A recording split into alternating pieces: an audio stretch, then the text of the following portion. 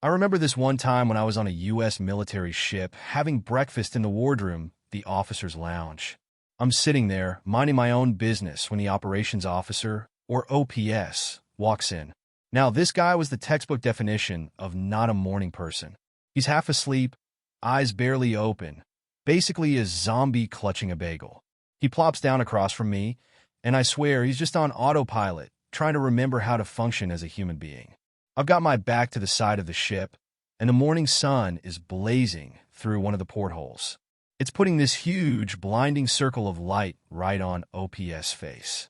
He's sitting there, squinting and chewing his bagel, looking like he's in physical pain. It's almost hard to watch.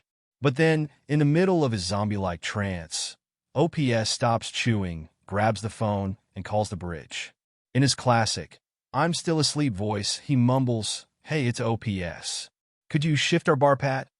"Yeah, 165. Thanks." Then he just hangs up and sits there squinting, waiting. And that's when I start to notice.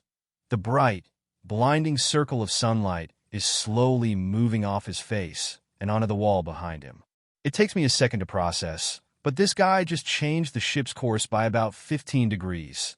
Thousands of tons of steel and hundreds of people, just to get the sun out of his eyes while he ate his bagel. I was floored.